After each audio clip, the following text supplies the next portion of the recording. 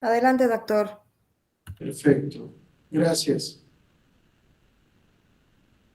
Buenas tardes a todos.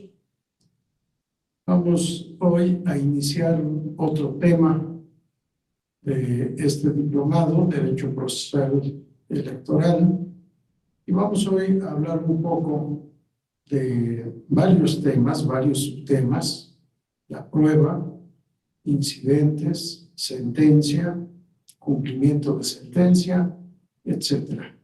Todo bajo el rubro reglas procesales comunes, segunda parte.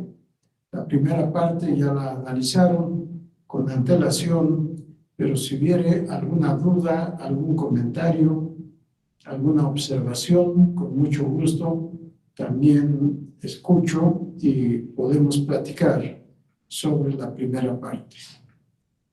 En esta segunda parte, vamos a la siguiente diapositiva, que vamos a tratar estos temas: medios de prueba, medios admisibles, preparación y desahogo, reglas de valoración, plazos y términos, incidentes, acumulación, sentencias y ejecución de sentencias.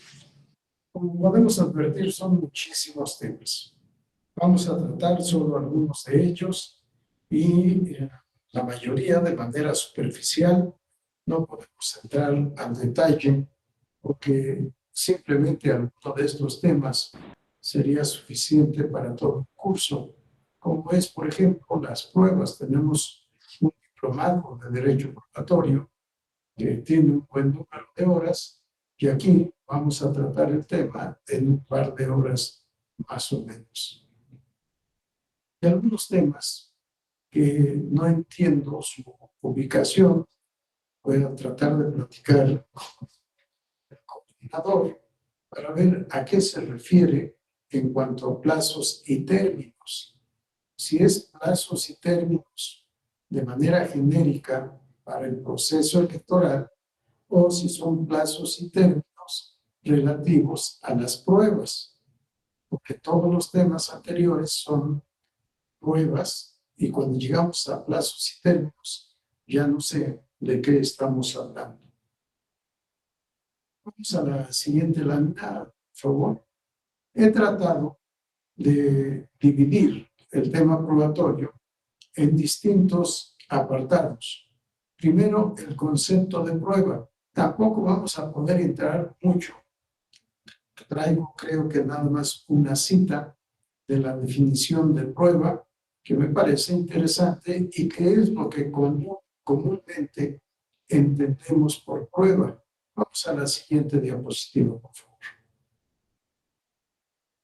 Michele Tarufo, en su obra La prueba, bajo el rubro función de los medios de prueba, en un tema mayor titulado Prueba y verdad en el proceso civil, nos dice: medio de prueba es cualquier elemento que pueda ser usado para establecer la verdad acerca de los hechos de la causa. La palabra causa aquí es utilizada como sinónimo de proceso o sinónimo de juicio. Y juicio, proceso y causa son palabras sinónimas. En otro párrafo nos dice Michele Tarufo: la prueba como un recurso cuyo objetivo es alcanzar la verdad acerca de los hechos litigiosos o hechos controvertidos, hechos que motivan el litigio o controversia de intereses. Y también nos dicen: hay una concepción generalizada según la cual los elementos de prueba constituyen un medio para establecer la verdad de los hechos objeto del litigio. Podemos advertir: medio de prueba y elemento de prueba son expresiones sinónimas. Algunos autores, entre ellos Santiago Smitis Meleno, no aceptan esta sinonimia y nos dicen: medio de prueba es el procedimiento para llevar las pruebas al proceso. Si para él medio de prueba es sinónimo de procedimiento probatorio, Otros autores, también Sentís Belendo sustenta esta expresión, fuentes de prueba es de dónde se obtiene la prueba. Nos dice, por ejemplo, prueba es el testimonio. Fuente de la prueba, el testigo. Prueba es el dictamen pericial. Fuente de la prueba, el perito. Prueba, el contenido del documento. Fuente de la prueba, el documento mismo. En fin, al estudiar de manera especial derecho probatorio, nos vamos a encontrar con muchas diferencias, con muchas expresiones que se utilizan en ocasiones como sinónimas y en otras que cada autor le da su connotación especial. Por regla, hablamos de elementos de prueba o medios de prueba para hablar del documento público y privado, del testimonio, de la confesión, del dictamen pericial, incluso de la diligencia de inspección jurisdiccional y los otros medios que podamos encontrar para poder acreditar la verdad de los hechos controvertidos en el caso particular. Este es un concepto necesario, no único, por supuesto. La palabra prueba tiene muchas connotaciones. Yo sustento la tesis de que no hay una definición omnicomprensiva de la palabra prueba, porque prueba, de acuerdo al diccionario, y me parece muy buena la definición, es la acción y efecto de probar. Pero en la acción de probar involucramos muchas conductas. Está el ofrecimiento y la aportación de pruebas como una conducta de las partes en el proceso. Está el deber de recepción del tribunal de las pruebas ofrecidas, pero también la conducta o la facultad de calificar las pruebas o clasificarlas para determinar si son admisibles o inadmisibles. Algunos elementos de prueba requieren de preparación y de desahogo. Hay otros elementos de prueba que no requieren preparación ni desahogo. Y finalmente viene la valoración de la prueba, de tal manera que la prueba se convierte en todo un procedimiento, acción y efecto de probar. Cuando llegamos a la valoración, determinamos si la prueba o las pruebas ofrecidas y aportadas a juicio acreditan o no la veracidad de determinados hechos controvertidos. Así que este concepto que cito a manera de ejemplo no es más que uno de tantos conceptos, para mí correcto, admisible, que se puede asumir como parte de la definición de prueba, pero como medio probatorio, medio de prueba o elemento de prueba. Es todo lo que puede ser usado para establecer la verdad de los hechos acerca del litigio que se plantea al conocimiento y decisión del tribunal. Vamos a la siguiente diapositiva, por favor. Medios de prueba admisibles en el derecho procesal electoral, por supuesto. Vamos a la siguiente, por favor. En este tema, debemos tener presente que existen dos sistemas probatorios para contestar a la pregunta formulada por Eduardo Couture, ¿con qué se prueba? Y tenemos dos sistemas probatorios, el sistema de la prueba libre y el sistema de la prueba legal. En el sistema de la prueba libre es admisible todo medio o elemento de prueba siempre que no sea contrario a la moral o al derecho.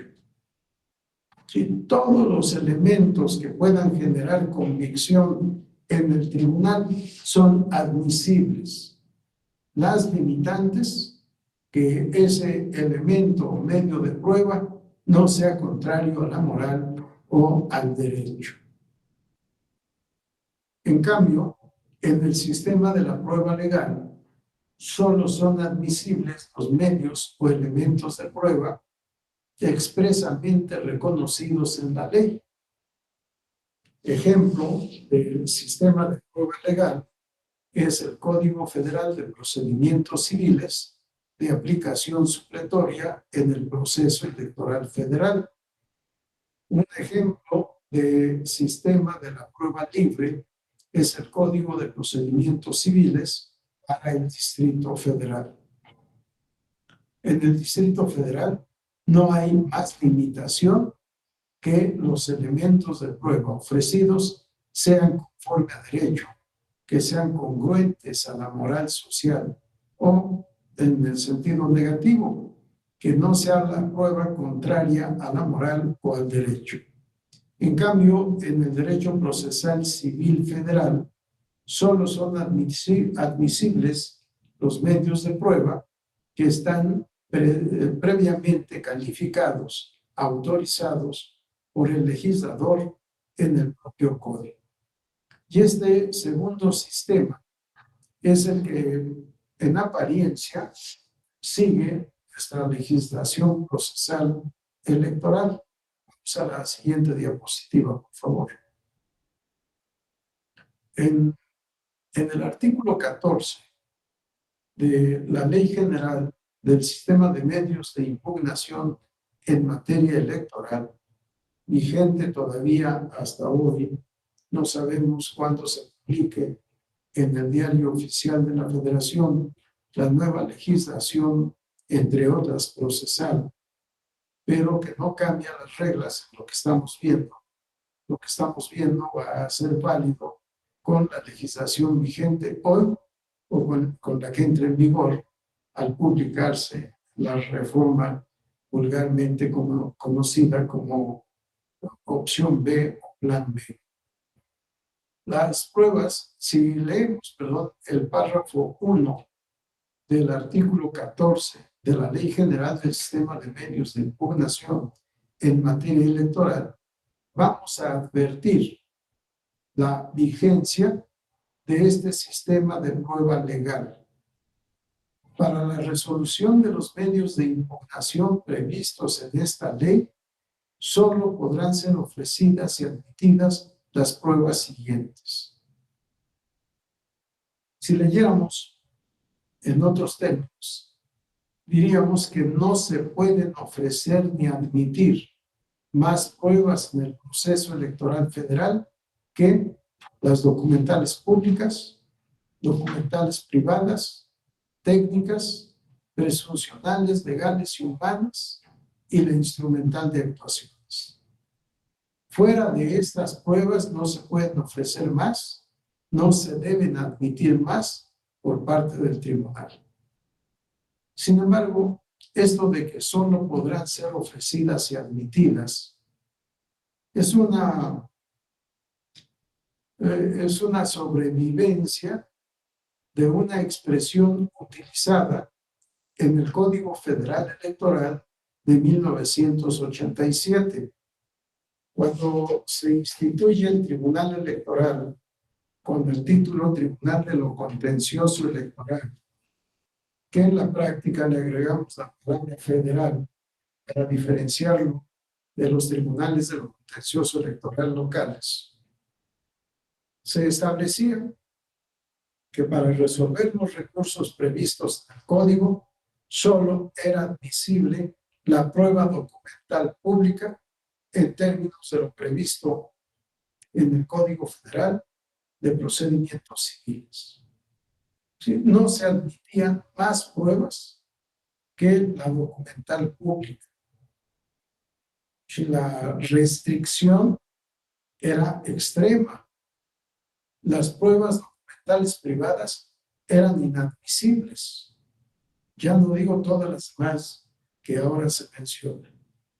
Sin embargo, en poco tiempo fue evolucionando el sistema probatorio electoral con el nuevo código de 1990, Código Federal de Instituciones y Procedimientos Electorales, con la reforma de 1993 a este código, hasta llegar al catálogo que ahora conocemos en la Ley General del Sistema de Medios de Impugnación en materia electoral, que data del mes de noviembre de 1996.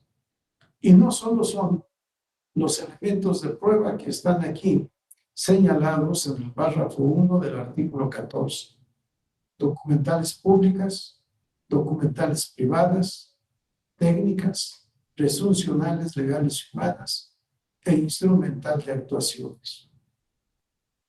Sino que en el párrafo siguiente, el legislador dispuso que la prueba confesional y la testimonial también podrán ser ofrecidas y admitidas cuando versen sobre declaraciones que consten en acta levantada ante fedatario público que las haya recibido directamente de los declarantes y siempre que estos últimos queden debidamente identificados y asienten la razón de su dicho. Esto de la razón de su dicho, porque saben y les consta lo que están declarando. La identificación, bueno, la identificación creo que no tiene ningún problema.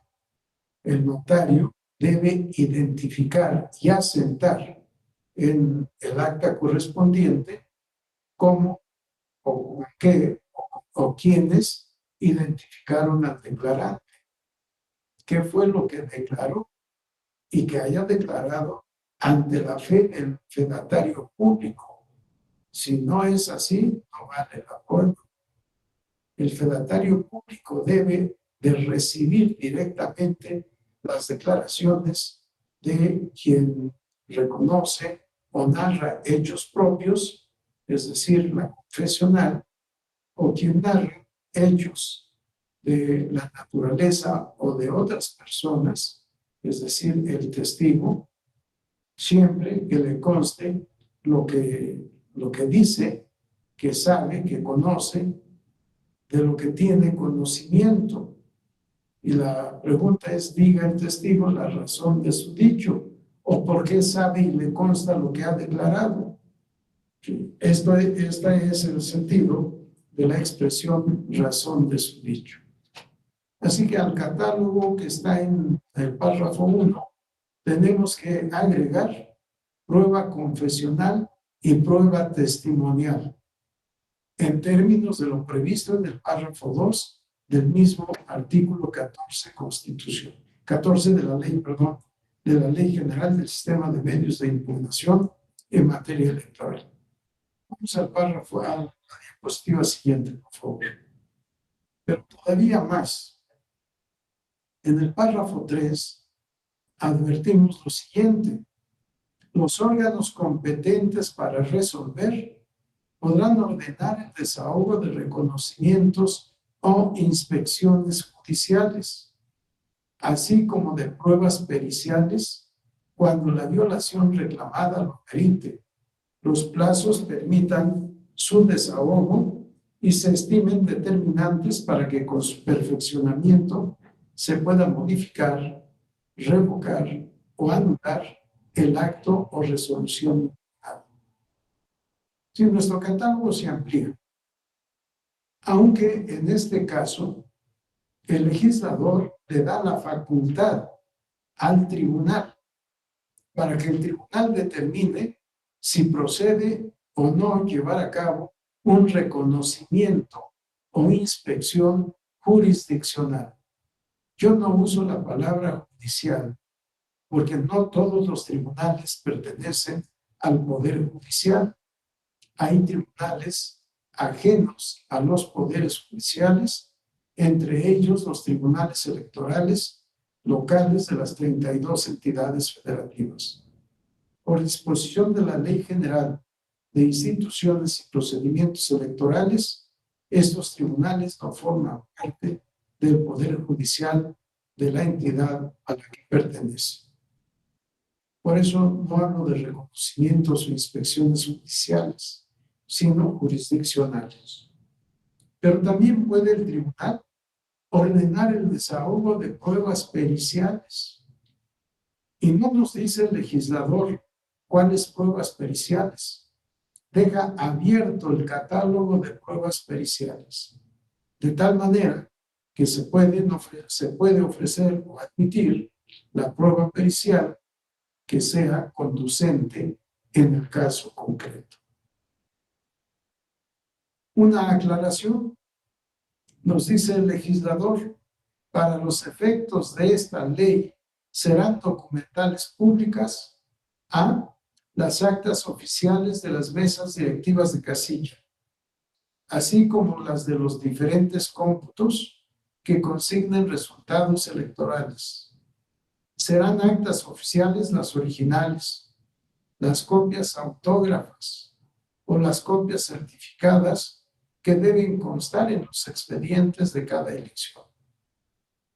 Inciso B, los demás documentos originales expedidos por los órganos o funcionarios electorales dentro del ámbito de su competencia. Vamos a la diapositiva siguiente, por favor. Inciso C, los documentos expedidos dentro del ámbito de sus facultades por las autoridades federales, estatales y municipales. Inciso D, los documentos expedidos por quienes estén investidos de fe pública de acuerdo con la ley, siempre y cuando en ellos se consignen hechos que les consten. Todos estos son documentos públicos. ¿Cuáles son los documentos públicos expedidos por un órgano de autoridad en el ejercicio de sus facultades? No sabemos, no podemos saber. Habrá que determinar primero de qué autoridad se trata, cuál es el ámbito de competencia de ese órgano de autoridad y luego determinar si la prueba expedida por este órgano de autoridad realmente es o no admisible, si es o no conducente y, en su caso, si hace o no hace prueba respecto de los hechos controvertidos. Pero es un catálogo solo de pruebas documentales públicas. Y nos dice el propio legislador, serán documentales privadas todos los demás documentos o actas que aporten las partes, siempre que resulten pertinentes y relacionados con sus pretensiones. Es una mala redacción del texto legal, porque no depende la naturaleza privada de que ese elemento de prueba sea pertinente. No, eso es intrascendente. Me gusta más la definición que nos da el Código Federal de Procedimientos Civiles al establecer son documentos privados todos los que no tienen naturaleza de documentos públicos. Y entonces abarcamos todos, con independencia de que esos documentos sean o no pruebas pertinentes para el caso concreto. La pertinencia es calificación para admitir o no admitir las pruebas, pero no para determinar su naturaleza jurídica. En el párrafo 6, se considerarán pruebas técnicas las fotografías, otros medios de reproducción de imágenes y en general todos aquellos elementos aportados por los descubrimientos de la ciencia. Vamos a la siguiente, por favor. Que puedan ser desahogados sin necesidad de peritos o instrumentos, accesorios, aparatos o maquinaria que no estén al alcance del órgano competente para resolver. En estos casos, el aportante deberá señalar concretamente lo que pretende acreditar, identificando a las personas, los lugares y las circunstancias de modo y tiempo que reproduce la prueba. Esto es sumamente importante porque uno de los puntos que se tocan en materia probatoria son las circunstancias de tiempo, modo y lugar. Si esta prueba técnica que estoy aportando, ¿a qué lugar se refiere? ¿A qué hecho se refiere? ¿Cuándo sucedieron esos hechos? ¿A qué hora? ¿Durante cuánto tiempo? Y cualquier otra modalidad, cualquier otra argumentación que nos sirva para poderle convencer al juez o al tribunal de que este elemento de prueba es una prueba idónea e incluso suficiente para poder demostrar la verdad de los hechos controvertidos. Pero en este párrafo tenemos algo más. Regresamos, por favor, Kenia, a la diapositiva anterior. Vean el texto. Se considerarán pruebas técnicas las fotografías, otros medios de reproducción de imágenes y, en general, todos aquellos elementos aportados por los descubrimientos de la ciencia. Este es otro tema. Este es otro elemento de prueba, la llamada prueba científica. No es lo mismo una fotografía, una fotocopia, una videograbación o algo que tienda, como nos dice el legislador, a la reproducción de imágenes, a la prueba científica. La prueba científica es otra.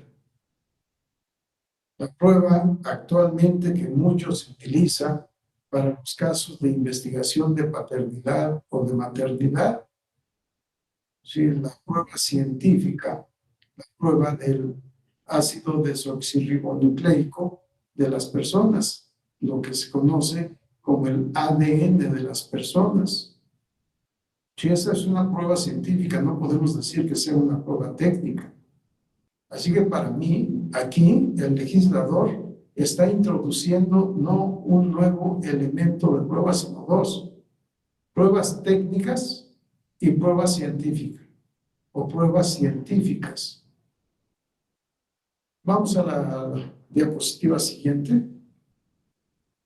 En el párrafo 7 tenemos otra prueba, la pericial.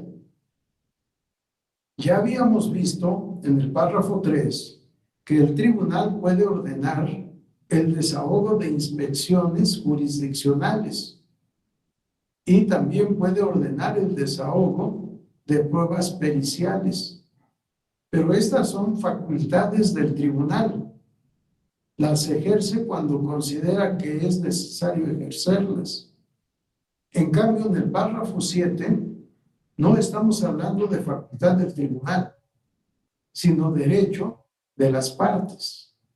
La pericial solo podrá ser ofrecida y admitida en aquellos medios de impugnación no vinculados al proceso electoral y a sus resultados. Es un acierto y un desacierto del legislador. Qué bueno que también la prueba pericial pueda ser ofrecida por las partes y que deba ser admitida, en su caso, por el tribunal. Lo que me parece incorrecto es la exclusión, no en aquellos casos vinculados al proceso electoral y sus resultados. Yo no sé si fuera del proceso electoral, no lo he analizado, pueda haber algún caso sumamente importante en donde la prueba pericial sea necesaria.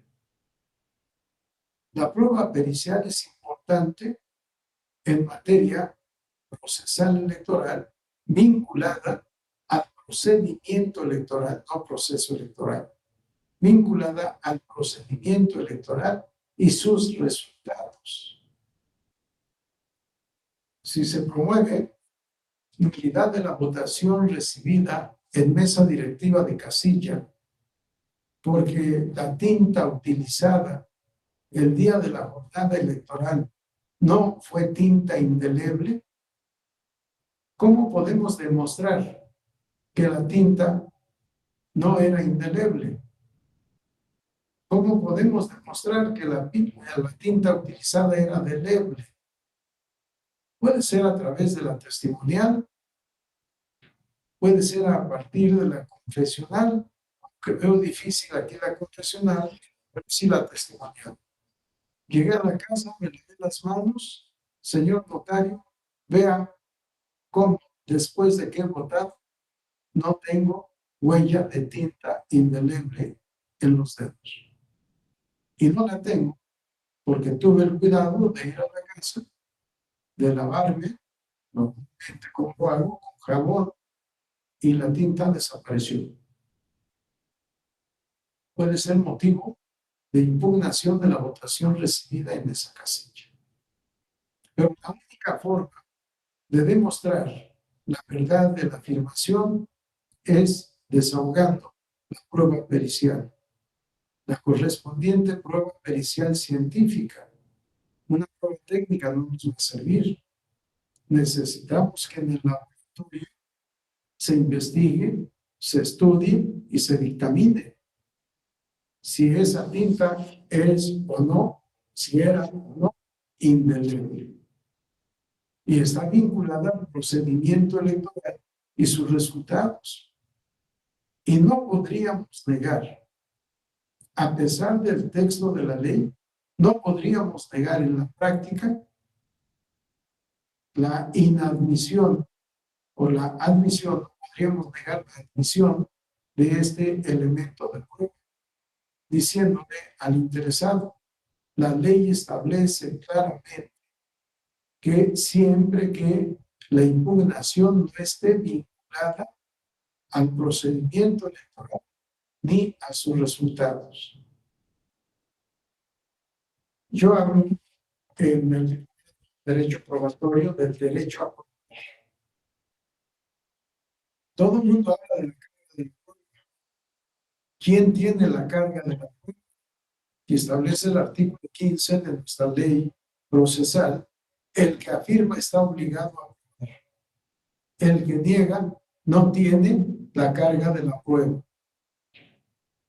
Sí, pero nadie, o casi nadie en México, habla del derecho a probar. Y sin embargo, es un derecho humano. Es un derecho que forma parte de las reglas del debido proceso. Si no hay oportunidad probatoria como derecho, el proceso no cumple los requisitos de debido proceso. Debe haber oportunidad plena de defensa jurídica, con independencia de que estemos hablando del actor, del responsable, del tercero interesado e incluso del coadyuvante. El que no tenga para sí la carga de la prueba tiene derecho a probar. Bueno, la limitante que está en esta materia en cuanto a la prueba pericial no me parece correcta, no es constitucional, no es congruente con el derecho internacional de los derechos humanos. Debemos inaplicar esa parte cuando sea el caso. Se utilizaron boletas apócrifas el día de la jornada electoral. Por supuesto que la prueba pericial con la cual se trata de demostrar que las boletas utilizadas son falsas, tiene que proceder. Y estamos hablando de que la controversia está vinculada al procedimiento electoral y a sus resultados. Sí, debemos analizar con mucho cuidado nuestra normativa para poder darle el sentido que le debe corresponder al momento de aplicar. Los requisitos para el ofrecimiento de la prueba pericial. Nos dice el legislador, para su ofrecimiento deberán cumplirse los siguientes requisitos. A. Ser ofrecida junto con el escrito de impugnación. También hay un error de redacción. La prueba pericial no se puede ofrecer junto con el escrito de impugnación, La prueba pericial, como todas las pruebas, se debe ofrecer en el escrito de impugnación. Forma parte el capítulo de pruebas del escrito de impugnación. Así que no es junto con, sino que es en el escrito de impugnación o en el escrito de comparecencia como tercero o en el escrito de comparecencia como coadyuvante o en el escrito que contiene el informe circunstanciado. ¿Sí? Todo depende del tipo de prueba y el tipo de procedente en el juicio. Actor, responsable, tercero interesado o tercero coadyuvante. Vamos a la siguiente diapositiva, por favor. Los otros requisitos. B. Señalar la materia sobre la que versará la prueba. Y exhibir el cuestionario respectivo con copia para cada una de las partes. Y tenemos que decir qué es lo que pretendemos probar. Y además se debe anexar, se debe presentar un escrito con los puntos que los peritos deben de desahogar, los puntos en los cuales se pide al perito que emita su opinión. No es una opinión subjetiva, es una opinión objetiva, en ocasiones una opinión científica, una opinión sustentada en los conocimientos que se supone que tiene el perito. Se requiere perito por su conocimiento especializado en determinada rama del conocimiento humano y que no está al alcance de los tribunales, que aunque lo estuviere, no lo pueden invocar. No se puede invocar el conocimiento propio del tribunal o del juzgador para poder dictar sentencia o tener por probados determinados hechos. Siempre deben ser terceros los que hagan esta manifestación. Además del cuestionario, debe especificar el oferente de la prueba lo que pretende acreditar. Esto es importante porque vamos a encontrar que la prueba también es argumento. La prueba no solo es la acción y efecto de probar. La prueba no solo es el medio o elemento objetivo o subjetivo fuente de la prueba. La prueba también es argumento jurídico. Por eso yo hablo de la indefinición de la prueba. No podemos elaborar un concepto, una definición que abarque todos los aspectos, toda la naturaleza jurídica que tiene la prueba. Bien, especificar lo que pretende acreditarse. Y además señalar el nombre del perito. Y en su caso, acreditar su calidad de perito y su conocimiento en la materia sobre la cual versa la prueba pericial. Si lo que yo contradigo es la fiscalización, por ejemplo, de los ingresos y egresos con motivo de la precampaña, pues no voy a ofrecer como perito a un científico, a un químico, por ejemplo, a menos de que ese químico pues esté certificado como perito en materia de contabilidad. Porque si hablamos de fiscalización, hablamos de contabilidad, hablamos de ingresos y egresos, hablamos de registro y comprobación de ingresos y egresos. Debe ser un especialista en la contaduría el que nos asesore como peritos para poder resolver la controversia. Y obviamente no es acreditación técnica, es la acreditación de su calidad de perito, de especialista en la materia en la cual se le está proponiendo como perito.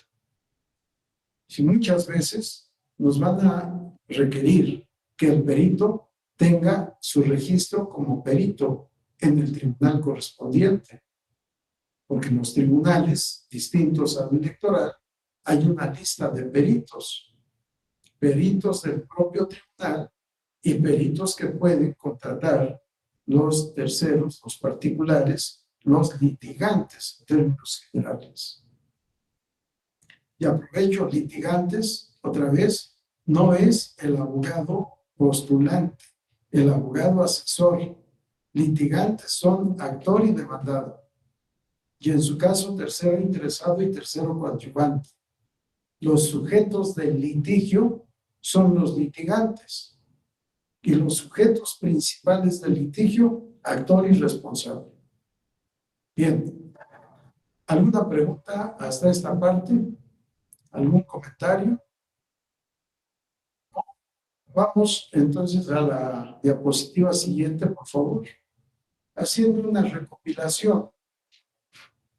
Estos son los elementos de prueba que son admisibles en la materia electoral. Documentos públicos, documentos privados, prueba técnica, prueba científica, instrumental de actuaciones, confesión, testimonio, reconocimiento o inspección jurisdiccional, prueba pericial y al final he dejado la presunción legal y la presunción humana, porque no son elementos de prueba. La presunción legal la elabora el legislador. La presunción legal está en la ley. Por tanto, la presunción legal es una norma jurídica. Y si es norma jurídica, no es objeto de prueba o no es prueba, es norma jurídica. Por tanto, vincula al tribunal a su aplicación, aunque no haya sido invocada o haya sido mal invocada por la parte actora o alguna otra de las partes. La presuncional humana es la que lleva a cabo el tribunal. Pero el tribunal lleva a cabo esta argumentación para llegar al conocimiento de la verdad de los hechos controvertidos, hace todo este procedimiento psicológico, intelectual, subjetivo, interno, al momento de dictar sentencia. Por tanto, ya no es prueba, sino que se convierte en la conclusión a la que llega el juzgador después de haber hecho la valoración de las pruebas. Presunción legal y presunción humana para mí no son pruebas. Vamos a la siguiente diapositiva, por favor. Bueno, esto es lo que ya habíamos dicho del Código de Procedimientos Civiles. Vamos a la siguiente, por favor. Objeto de la prueba. ¿Cuál es el objeto de la prueba? Vamos a la siguiente, por favor. De acuerdo al artículo 15 de la Ley General del Sistema de Medios de Impugnación, son objeto de prueba los hechos controvertibles. No los controvertibles, porque el hecho controvertible es el hecho susceptible de controversia y no se van a acreditar los hechos susceptibles de controversia, sino los hechos controvertidos, los que forman parte del conflicto jurídico que ha surgido entre las partes litigantes. Son objeto de prueba los hechos controvertidos, no lo será el derecho, los hechos notorios o imposibles, ni aquellos que hayan sido reconocidos. Sí, efectivamente, no es objeto de prueba el hecho reconocido por la contraparte, por supuesto. Si ya reconoció los hechos, ¿para qué las pruebas? Dice un refrán popular, bíblico, confesión de parte, relevo de prueba. Si la parte reconoce los hechos, se acabó la controversia. No hay necesidad de pruebas. Y tampoco requieren pruebas los hechos notorios ni los hechos imposibles. Imposibles física o jurídicamente, o física y jurídicamente. y los hechos notorios los que son conocidos por todos, o susceptibles de ser conocidos por todos en un lugar y tiempo determinado. Pero eso que dice el legislador en la primera parte de la segunda parte es falso, es un error. Son objeto de prueba los hechos controvertidos, no controvertibles. No lo será el derecho, no es cierto. El derecho consuetudinario y el derecho extranjero son objeto de prueba por disposición de la ley. Consulten después los artículos 86 y 86 bis del Código Federal de Procedimientos Civiles y encontrarán la disposición expresa: los usos y la costumbre son objeto de prueba. El derecho extranjero es objeto de prueba. Y en el derecho extranjero, el procedimiento probatorio es mucho más amplio y completo. Así que esto que nos dice el legislador está mal. No lo será el derecho, no es cierto. Y en nuestra materia es importante la prueba del derecho, porque tenemos elecciones por usos y costumbres. Usos y costumbres que evidentemente no están escritos. Es derecho consuetudinario. Forma parte de la realidad social. Y habrá que demostrar que ese hecho o que ese uso o costumbre existe y que la comunidad tiene la convicción de que obliga jurídicamente. Solo así se pueden aplicar los usos y costumbres en el derecho, previa prueba. Si no está aprobado, no se puede aplicar, aunque resulte aplicable.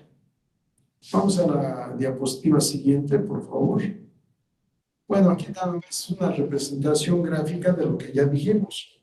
No son objeto de prueba los hechos reconocidos o confesados, los hechos notorios y los hechos imposibles.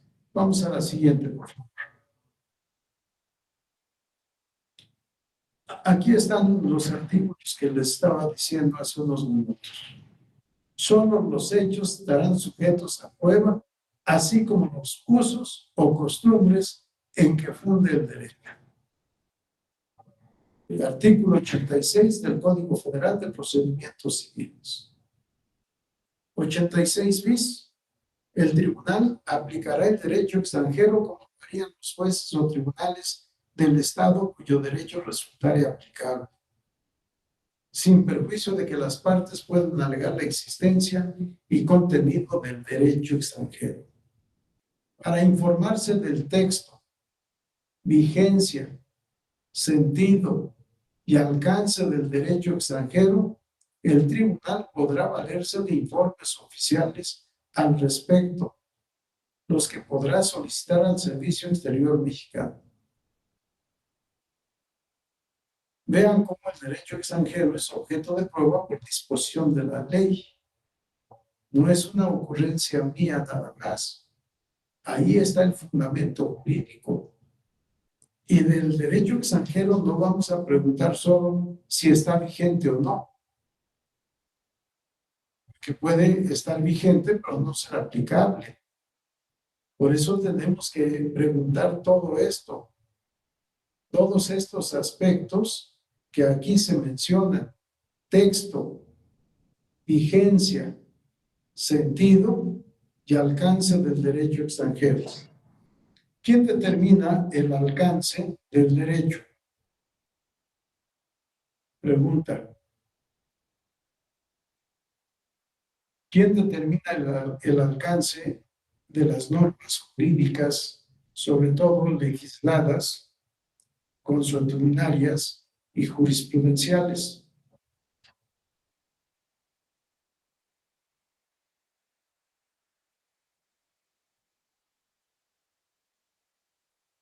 María Soledad, ¿te animas a contestar? Y pensé que querías hacer uso de la palabra. No. Bueno, El tribunal es el que determina el alcance de las normas jurídicas.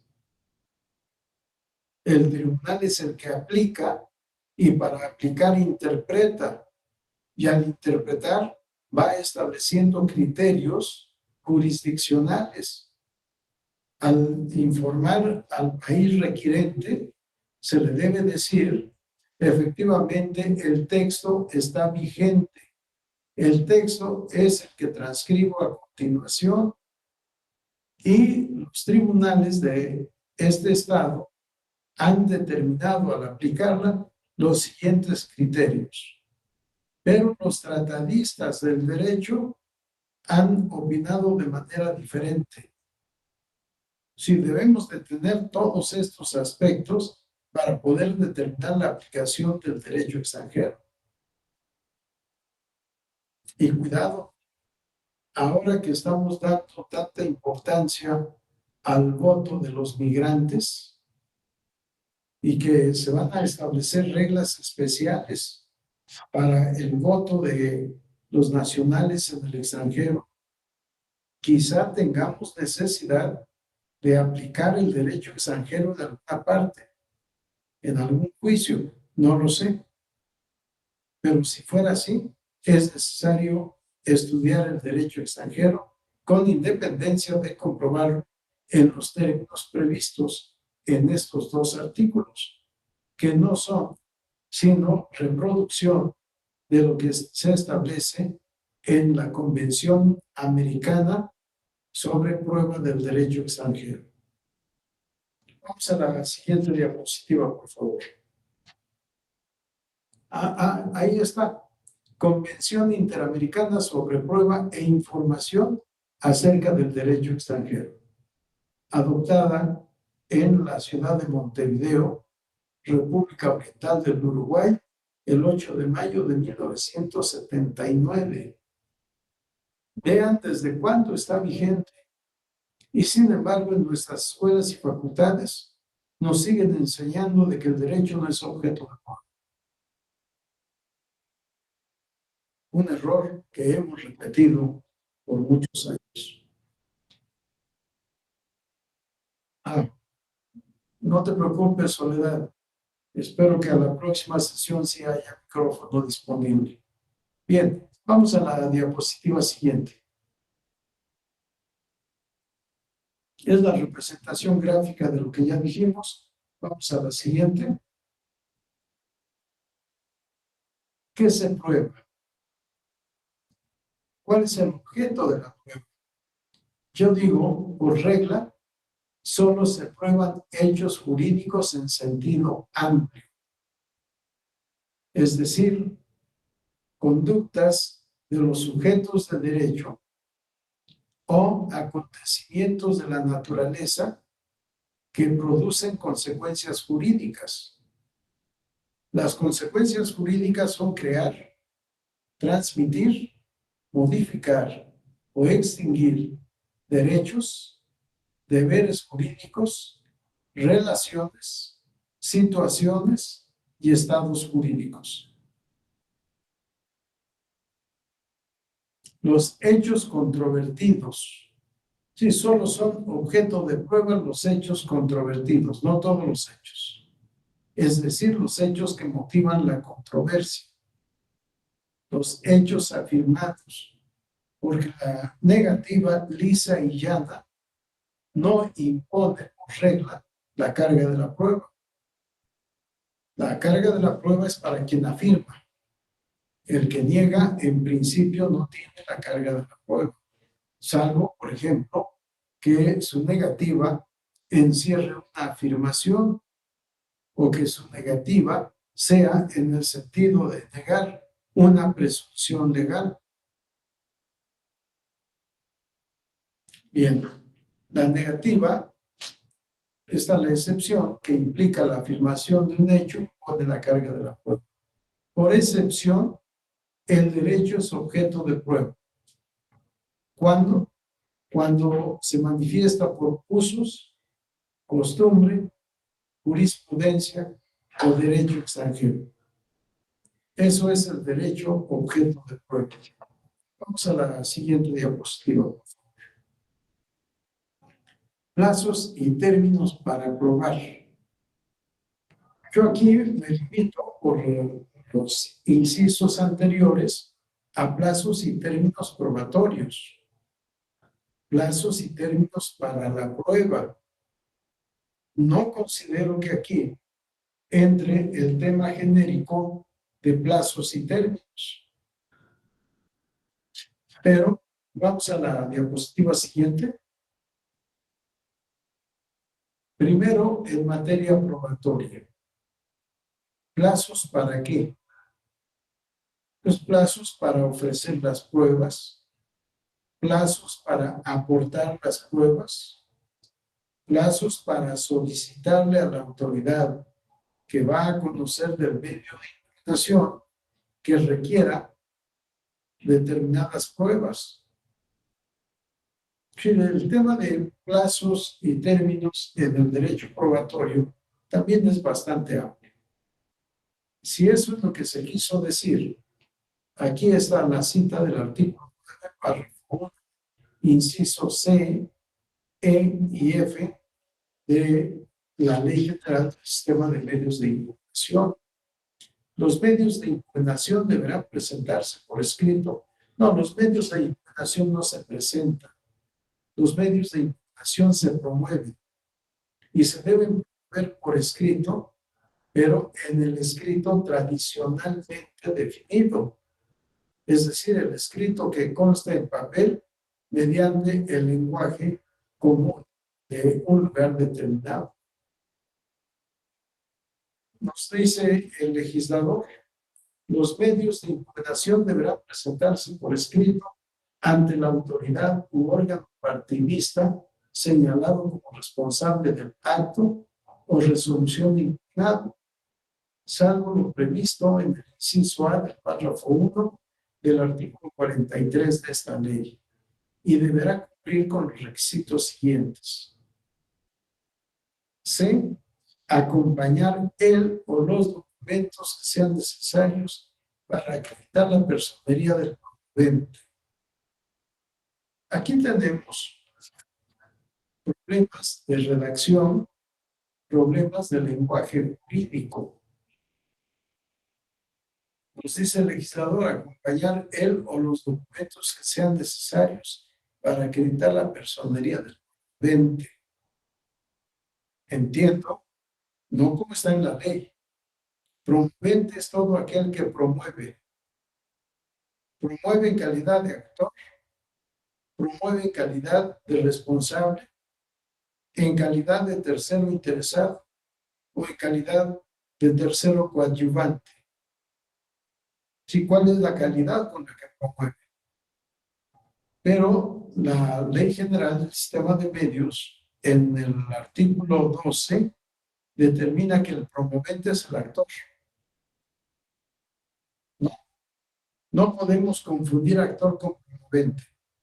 Promoventes son todos los que promueven el juicio, incluso como terceros ajenos. En fin, tema, plazo.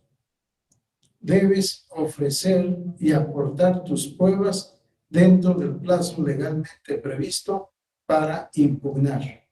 Si se trata de las pruebas del actor, si se trata de las pruebas del tercero interesado, el tercero interesado tiene el mismo plazo para comparecer a juicio que para ofrecer pruebas. Y el coadyuvante igual. Por tanto, lo que tenemos que hacer es en el escrito de impugnación, no junto con el escrito, en el escrito de impugnación hacer el ofrecimiento de pruebas. Y si esas pruebas sobran en nuestro poder, lo que es mejor es aportarlas junto con el escrito de impugnación, porque de lo contrario, si esperamos a que nos requieran, a que cumplamos, se deje sin efecto el requerimiento, pues ya pasaron 3, 4 días hábiles y muchas veces son determinantes para la resolución de la controversia. Sí, debemos de tener mucho cuidado en el ofrecimiento y aportación de pruebas dentro del plazo legalmente previsto. ¿Previsto para qué? Para demandar, para comparecer como tercero o para comparecer como coadyuvante. Bien. ¿Alguna duda, pregunta, comentario? He anotado aquí acompañar los documentos necesarios para acreditar la personería del proponente, porque la personería es un requisito de procedibilidad. La personería debe estar debidamente acreditada. ¿Existe o no existe? Si no existe, pues seguramente el asunto no tendría viabilidad jurídica. Lo más probable es que se tuviera que desechar o en su caso tener que sobreseer en el juicio correspondiente. Vamos a la diapositiva siguiente, por favor. El inciso C del párrafo 1 del artículo 9 de esta ley general. Ofrecer y aportar las pruebas dentro de los plazos para la interposición o presentación de los medios de impugnación previstos en la presente ley. Mencionar en su caso las que habrán de aportar dentro de dichos plazos y las que deban requerirse cuando el promovente justifique que oportunamente las solicitó por escrito al órgano competente y éstas no le hubieran sido entregadas. ¿Cuántas hipótesis tenemos aquí? Distintas según sea la conducta que se deba requerir. ¿O qué es lo que vamos a requerir? ¿Qué le pedimos al tribunal que requiera? Pero tenemos que demostrarle además al tribunal que le pedimos que requiera, tenemos que demostrarle que oportunamente nosotros hicimos la gestión y no obtuvimos resultado favorable. Porque si no se lleva a cabo esta petición oportuna, el requerimiento a cargo del tribunal es improcedente. ¿Alguna pregunta, comentario, observación o duda? Bueno, vamos a seguir con perdón, el párrafo 2 de este artículo 9 de la ley de medios. Cuando la violación reclamada verse exclusivamente sobre puntos de derecho, no será necesario cumplir el requisito previsto en el inciso F del párrafo anterior. Si la litis es de estricto derecho, no necesita ninguna de las partes ofrecer y aportar pruebas. Esos temas de estricto derecho muchas veces son difíciles de encontrar y sin embargo la práctica nos da una buena cantidad de ejemplos. Hace poco, el Tribunal por Conducto de Sala Superior resolvió confirmar un acuerdo del Instituto Nacional Electoral en el que negaba acceso a la formación, a la capacitación de capacitadores electorales.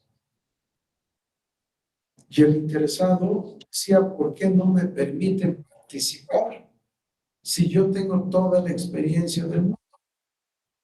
He sido capacitador electoral en las elecciones de tal año, etc. Y ahora me dicen que no. Y el tribunal resolvió confirmando la resolución impugnada.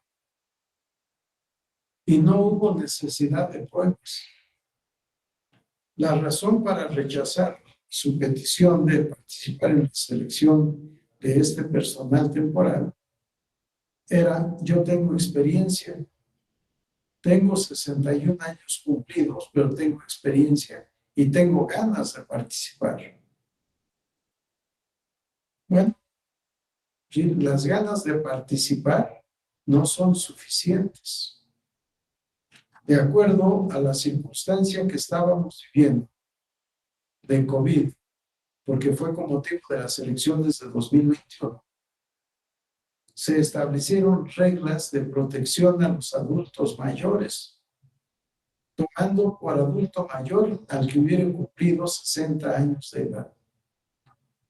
Este señor que quería ser capacitador electoral tenía 61 años de edad y así lo confesó, así lo dijo ante la autoridad. Tengo 61 años, pero tengo buena salud y tengo además experiencia. Y el instituto le dijo, de acuerdo a las reglas que rigen las actividades en este periodo de pandemia, los que han cumplido 60 años de edad se consideran personas de alto riesgo y por tanto no debemos exponerlas a posible contagio.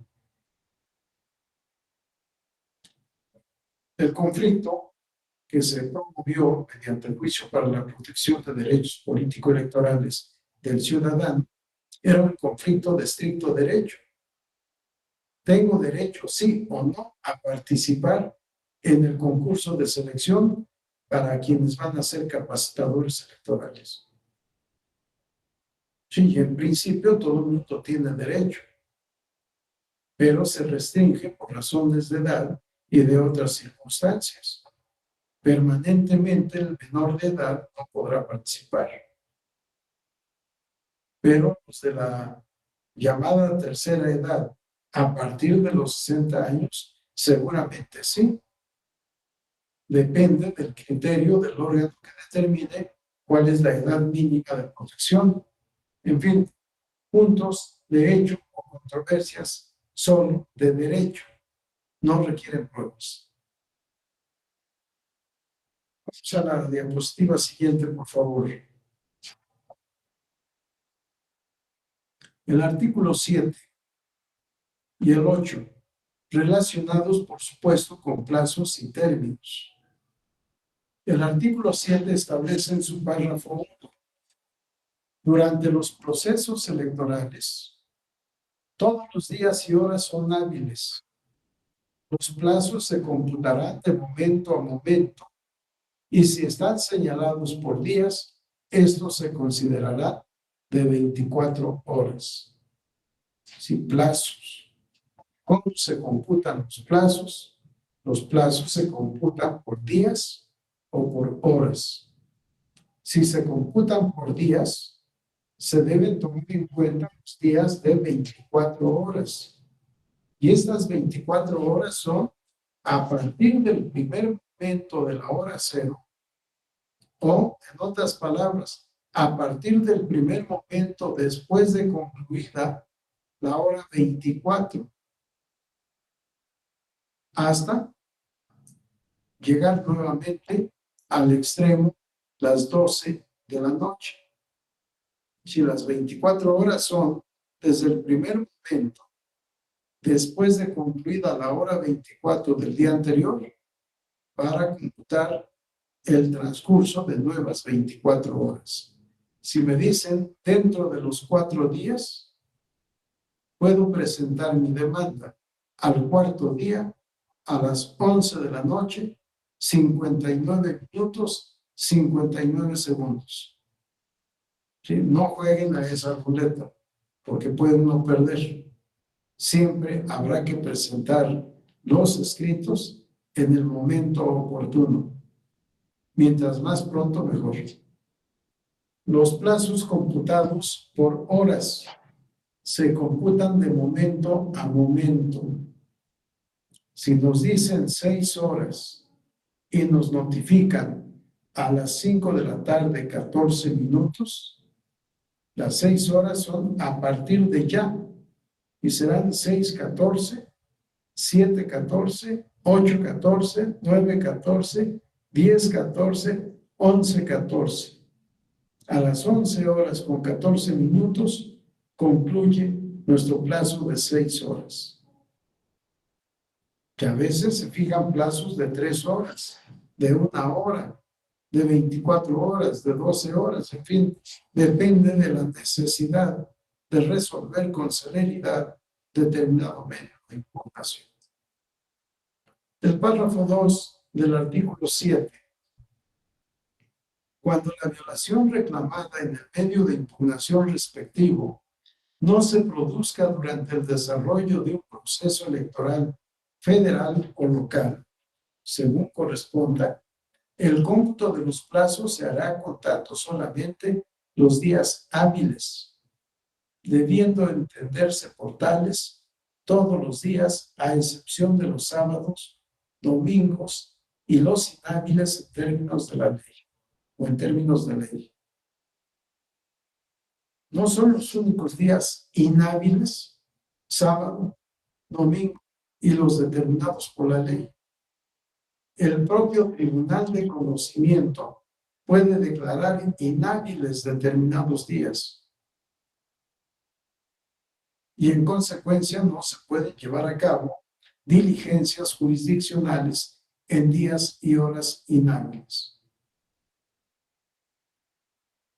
Ahora que hay procedimiento electoral en Coahuila y el Estado de México, todos los días y horas son hábiles, pero en Sonora, en donde no hay elecciones, o en Querétaro, donde no hay elecciones, no podemos aplicar la misma regla de cómputo de los plazos. Sí, depende de si hay o no elecciones, y no importa que sean elecciones municipales, locales o federales, ordinarias o extraordinarias. Es suficiente que haya una elección para que en el ámbito territorial correspondiente no transcurran los plazos en materia procesal electoral.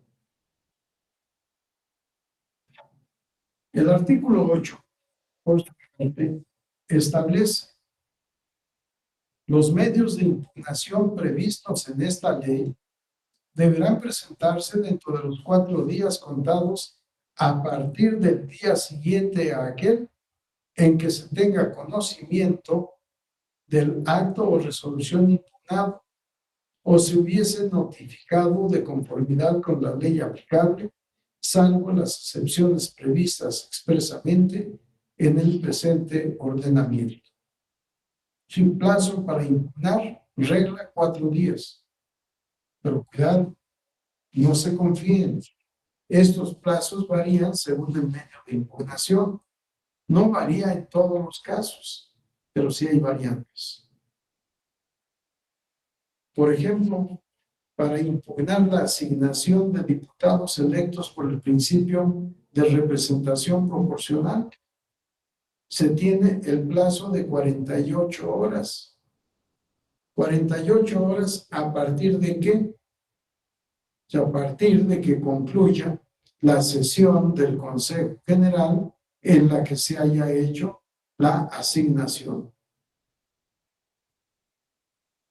Sí, porque probablemente en el transcurso de esta sesión hayan surgido imponderables y que no se concluya tan rápidamente como se pudo haber estimado de manera previa.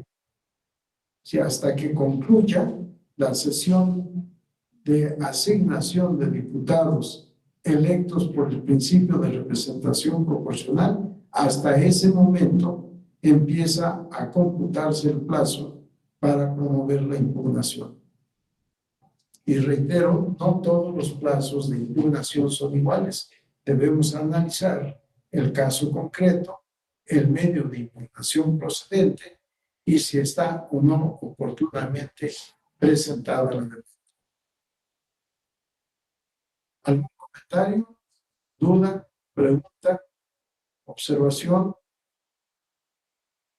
Nada. Pasivo. Espero que se esté entendiendo todo y que no sea por confusión, que no haya preguntas. Vamos a la diapositiva siguiente, por favor. Preparación y desahogo de pruebas en el derecho procesal electoral, por supuesto. Hasta ahora no tenemos reglas sobre preparación y desahogo de pruebas. Sin embargo, por supuesto que puede haber necesidad de preparar una prueba. Hablábamos de la prueba pericial, la prueba testimonial y la confesional. En otras materias requieren de preparación y desahogo. En la materia electoral, no, porque como vimos, como leímos en la ley, tanto la testimonial como la confesional son pruebas admisibles siempre que consten en documento otorgado por fedatario público. Así que siempre tendremos o un testimonio notarial o una certificación expedida por un corredor público o una certificación expedida por otro servidor público con funciones de fedatario público. Y siempre debe ser en el ejercicio de sus funciones, nunca antes ni después del ejercicio de funciones conforme a derecho, conforme a la ley en su caso. Bien, la preparación y desahogo, les decía, no es necesario en la materia electoral. Sin embargo, en la nueva Ley General de Medios de Impugnación Electoral, próxima a publicarse, ya se establece una audiencia para alegatos y pruebas. Y se hace referencia de manera especial a iba a decir, se hace referencia a la prueba pericial. No, pero sí es el caso en que la prueba pericial debe ser preparada, debe ser desahogada para en su momento ser valorada. Y no se puede llevar a cabo el desahogo de la prueba pericial si no hay preparación y diligencias para su desahogo. Vamos a la siguiente, por favor.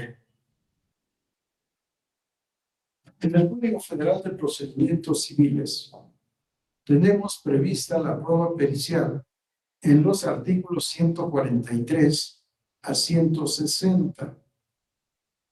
He transcrito algunos de estos artículos para la información mayor y serían aplicables a la materia procesal electoral porque no tenemos reglas de preparación y desahogo de las pruebas. Como solo eran documentales públicas al principio y después en la práctica aumentó a documentales privadas, no había otros elementos de prueba, pues entonces no había necesidad de preparación ni de desahogo. Se ofrecían y aportaban las pruebas, se recibían y agregaban el expediente y en su momento se resolvía valorando previamente las pruebas que fueron admitidas en su oportunidad. Nos dice el legislador en el Código Federal de Procedimientos Civiles, artículo 143. La prueba pericial tendrá lugar en las cuestiones de un negocio relativas a alguna ciencia o arte y en los casos en que expresamente lo prevenga la ley. Artículo 145. Cada parte nombrará un perito, a no ser que se pusieran de acuerdo en el nombramiento de uno solo. Si pueden las partes litigantes platicar y convenir en que la prueba pericial la desahogue un solo perito. Sí puede ser. Por regla, la prueba pericial es prueba colegiada. Perito del actor, perito del demandado y perito tercero. Porque como quien paga manda, no es más que un refrán popular que muchas veces resulta cierto. Los dictámenes periciales del perito o de la actora no coinciden con el dictamen pericial del perito de la demandada. Y por regla se tiene que designar a un perito tercero en discordia. Por eso el artículo 145 establece cada parte nombrará perito, a no ser que se pusieren de acuerdo en el nombramiento de uno solo. Si fueren más de dos los litigantes, nombrarán un perito los que sostuvieren una misma pretensión y otro los que las contradigan. Si normalmente hay un actor y un demandado, puede haber muchos actores, muchos demandados. Bueno, esos muchos se tienen que poner de acuerdo para postular un solo perito. Nada más uno, no más. Luego, el artículo 146. La parte que desee rendir prueba pericial deberá promoverla dentro de los 10 primeros días del término ordinario o del, vamos a la diapositiva siguiente.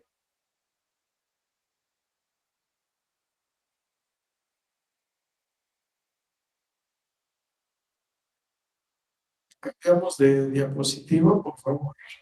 Gracias. ¿Sí? Ya sea dentro del periodo ordinario o del periodo extraordinario de pruebas. Sí, pero se tiene que ofrecer por medio de un escrito en el que se formularán las preguntas o precisará los puntos sobre los que debe versar. Si para poder desahogar la prueba pericial se requiere un cuestionario, el oferente de la prueba debe también ofrecer ese cuestionario junto con el ofrecimiento de la prueba. Y se cumplirá traslado de esta propuesta de perito, de prueba pericial, y del pliego que contiene las cuestiones o cuestionario que ha de contestar el perito para que la contraparte tenga oportunidad de designar a su perito y de proponer al perito tercero para el caso de disidencia de los dictámenes de los peritos de las partes.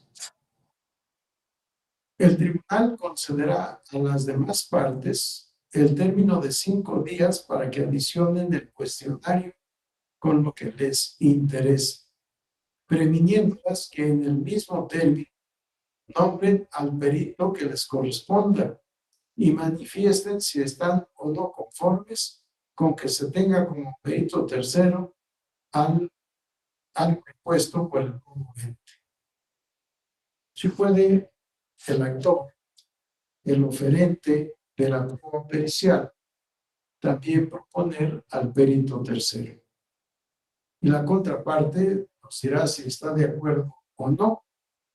Si está de acuerdo, queda designado este perito tercero, y si no está de acuerdo, habrá que hacer otra propuesta hasta que se pongan de acuerdo.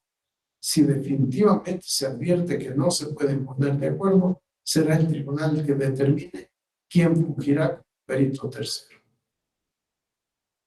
Por favor, a la diapositiva siguiente. El artículo 147. Los peritos nombrados por las partes serán presentados por las partes, al tribunal dentro de los 3 días siguientes de habérseles tenido como tales, a manifestar la aceptación y protesta de desempeñar su encargo con arreglo a la ley. Si no lo hicieren o no aceptaren, el tribunal hará de oficio, desde luego, los nombramientos que a aquellas correspondían. Los peritos nombrados por el tribunal serán notificados personalmente de su designación para que manifiesten si aceptan y protestan desempeñar el cargo. Vean cómo no es simplemente el ofrecimiento, sino determinadas conductas necesarias de las partes litigantes, del tribunal, de los peritos que son terceros ajenos a la relación sustancial, y para poder preparar el desahogo de la prueba. Y el desahogo será en una audiencia en la que presenten su dictamen, que se haga el comparativo, y si son disidentes, tener al tercero como perito tercero en discordia, para que resuelva esa discordia o esas diferencias entre los peritos de las partes. Vamos a la diapositiva siguiente. Bueno, seguimos todo un procedimiento, un protocolo para el ofrecimiento y desahogo de esta prueba. Vamos a dejarla aquí. Por eso el enunciado de los artículos, desde cuál hasta cuál del Código Federal de Procedimientos Civiles, para que los lean, los analicen, los reflexionen y en su caso, si hay alguna pregunta, la plantean en la próxima sesión y procuraré dar respuesta a lo planteado. Vamos a la siguiente diapositiva, por favor. La que siga. Reconocimiento o inspección judicial. Así está en el Código Federal de Procedimientos Civiles, en sus artículos 161 a 164. El artículo 161. La inspección judicial puede practicarse a petición de parte o por disposición del tribunal, con oportuna citación cuando pueda servir para aclarar o fijar hechos relativos a la contienda que no requieran conocimientos técnicos especiales. Y vamos a hacer un reconocimiento, una inspección jurisdiccional, no judicial. Vamos a ver qué puntos debe desahogar esta prueba de reconocimiento jurisdiccional. ¿Qué pruebas no requieren, qué puntos no requieren de este conocimiento o de esta diligencia en la que el juez por sí mismo va a percibir los hechos motivo de conflicto, motivo de controversia? Siempre que esto no requiera de pruebas técnicas o conocimientos técnicos especializados. Porque si se requiere tener conocimientos técnicos especializados, ya no puede ser una prueba de reconocimiento jurisdiccional, sino que tiene que ser una prueba pericial con todo lo que ya habíamos dicho con antelación. Y el artículo 162, las partes, sus representantes y abogados podrán concurrir a la inspección y hacer las observaciones que estimen oportunas. Si para poderse trasladar al lugar en donde se ha de llevar a cabo la diligencia de inspección jurisdiccional, se debe señalar día y hora de esa diligencia. Se debe notificar, se debe hacer del conocimiento de las partes y se les debe invitar a que participen. Si no quieren participar, su problema, pero si quieren participar, tienen derecho a ello, a acompañar al juez o a la persona habilitada para poder llevar a cabo esa diligencia de reconocimiento o inspección jurisdiccional. ¿Alguna duda o pregunta? ¿O es mucho lo que estamos viendo? Vamos a la siguiente diapositiva, por favor, Kelly. Llegamos al tema valoración de la prueba. ¿Cómo se valora una prueba en el contexto del derecho procesal electoral? Tenemos que recordar primero los sistemas probatorios en términos generales, sistemas de valoración de la prueba, porque habíamos visto sistemas probatorios en función de los elementos de prueba que se puedan aportar. Ahora es valoración de la prueba. ¿Qué valor de convicción tiene la prueba desahogada en el expediente? Vamos a la siguiente diapositiva, por favor. Sistemas de valoración de las pruebas son tres. Sistema de la prueba legal, o de la prueba formal, o de la tarifa legal, o sistema legal o prueba tasada. Y la otra, el sistema de la libre apreciación o de la íntima convicción. Y la tercera, el tercer sistema, el de la sana crítica. En el sistema de la libre apreciación de la prueba, el tribunal no tiene que explicar absolutamente nada al otorgar determinado valor probatorio a los elementos de prueba que obran en el expediente. Acabamos de ver a nivel internacional un juzgamiento sumamente importante que no ha concluido, que falta todavía la sentencia del tribunal. Pero como el jurado popular, sin explicación alguna, declaró culpable a una persona de narcotráfico y otros delitos más. Cuando escuchamos hablar de la motivación y fundamentación de la prueba,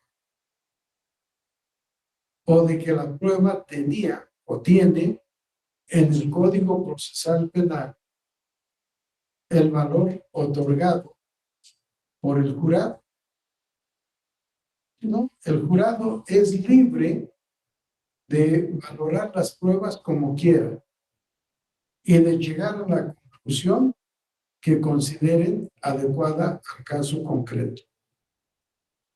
No vamos a encontrar, cuando menos hasta ahora, en un jurado popular, el deber de argumentar el valor probatorio que le otorga las pruebas. A diferencia de lo que sucede en el sistema de la sana crítica. En el sistema de la prueba legal, de la prueba tasada, es el legislador, es la ley la que determina el valor de la prueba. Vamos a encontrar por regla, la prueba hace prueba plena o la documental pública hace prueba plena siempre. O en estos casos, la prueba documental privada solo tiene valor probatorio presuncional o solo tiene el valor probatorio de un indicio o nada inclusive. Si es el legislador en el sistema de la prueba tasada el que determina el valor de la prueba, y al juzgador le queda poco margen de valoración. ¿Y qué es la valoración de la prueba? La valoración de la prueba es un fenómeno psíquico, es un razonamiento que hace el tribunal para determinar en dónde está su convicción, de qué lado está su convicción, del lado del actor, del demandado o del tercero interesado. ¿Y por qué? En el sistema de la sana crítica se deben aplicar las reglas del raciocinio lógico o del recto raciocinio. Se deben tomar en cuenta las máximas de la experiencia. Se debe, digo en síntesis, se debe motivar y fundamentar por qué se le dio determinado a determinado. Vamos, por favor, a la diapositiva siguiente. Esto es lo que les estaba explicando. Chile, el sistema de la sana crítica para mí no es otra cosa que un sistema de valoración debidamente fundada y motivada. En este sistema se deben respetar las reglas o principios de la lógica o del recto raciocinio, las máximas de la experiencia, y además se deben administrar todas las pruebas entre sí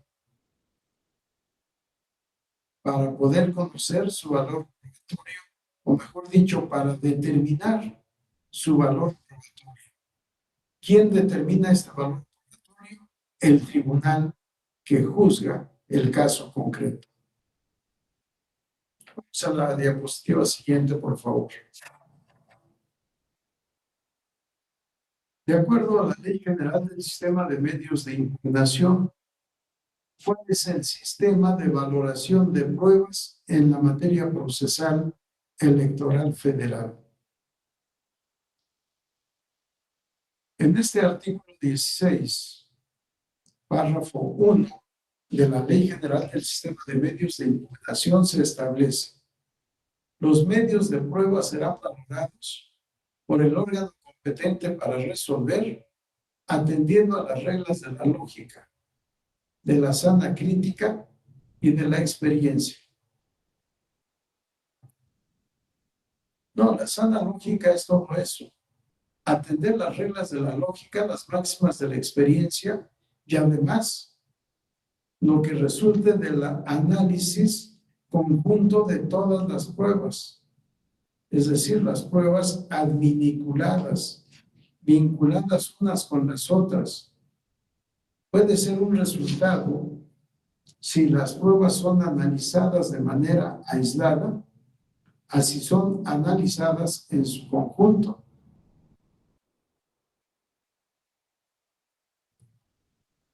Bien, en el párrafo 2 nos dice el legislador: las documentales públicas tendrán valor probatorio pleno. Este es el sistema de la prueba tasada. El legislador es el que establece el valor probatorio de la prueba. Las documentales públicas tendrán valor probatorio pleno, con la salvedad de salvo prueba en contrario respecto de su autenticidad o de la veracidad de los hechos a que se refiera. Si puede un documento aparentemente público ser un documento falsificado.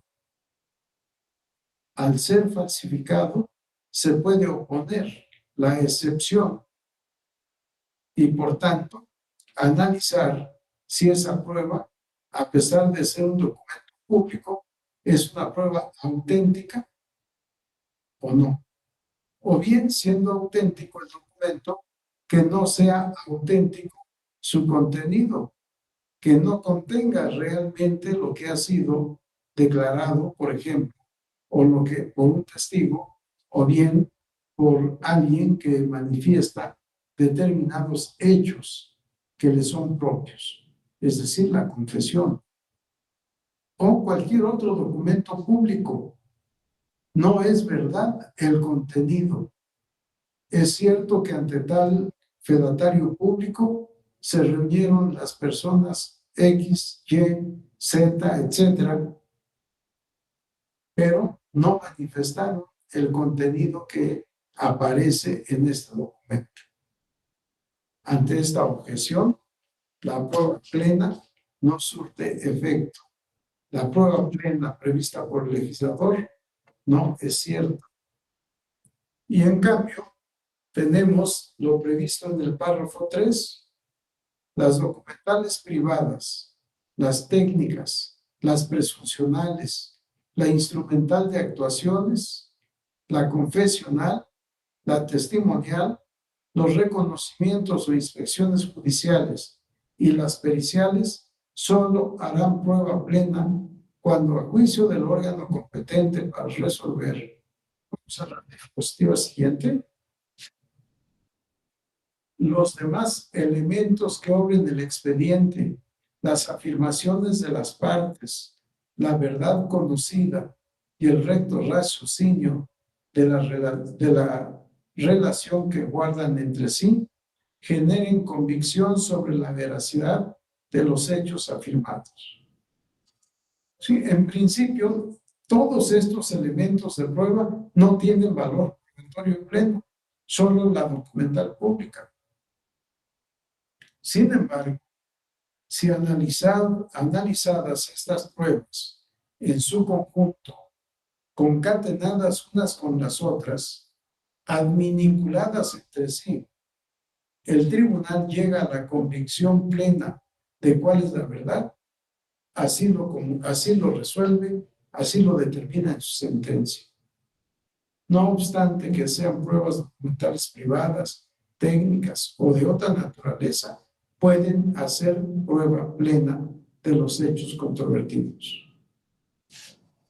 Y una regla más en materia de valoración de las pruebas. En ningún caso se tomarán en cuenta para resolver las pruebas ofrecidas o aportadas fuera de los plazos legales.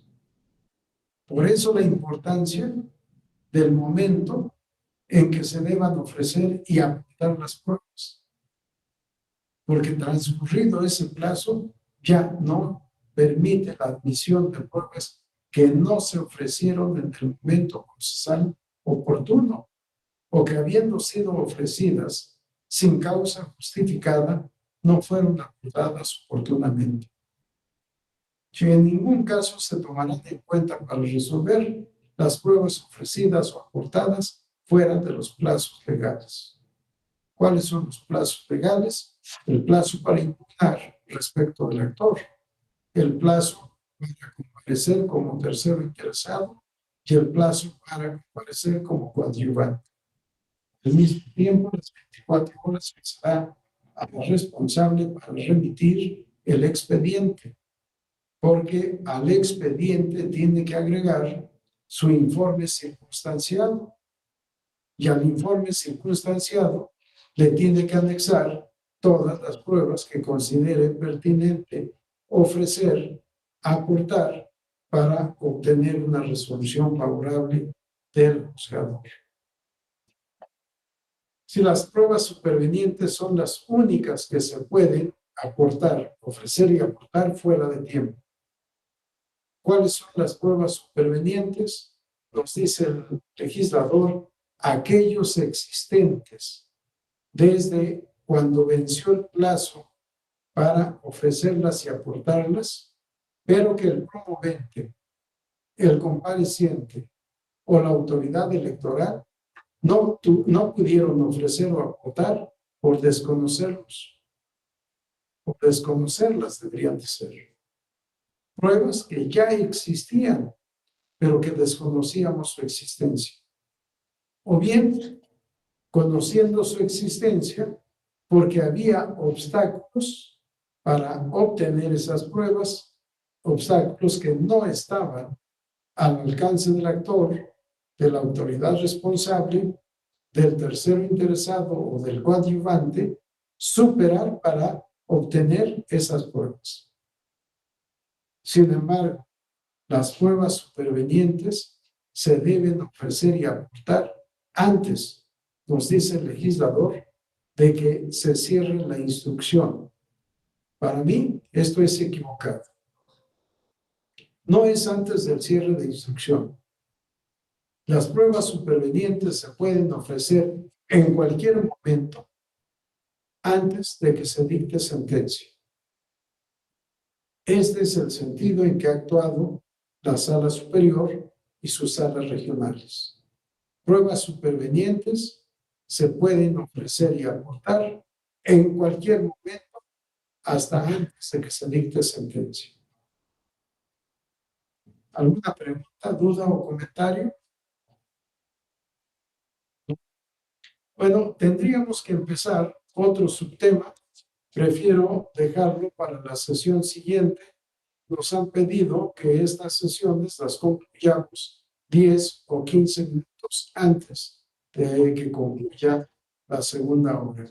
Y son las 5:49, 11 minutos antes de las 6, daremos por concluida esta sesión. Vamos nada más a anunciar el subtema que sigue para continuar el día de mañana. Ahí está. Este es un tema importantísimo también, al que se le ha dedicado poco tiempo, pero ya mañana platicaremos de él. Incidentes en el proceso electoral.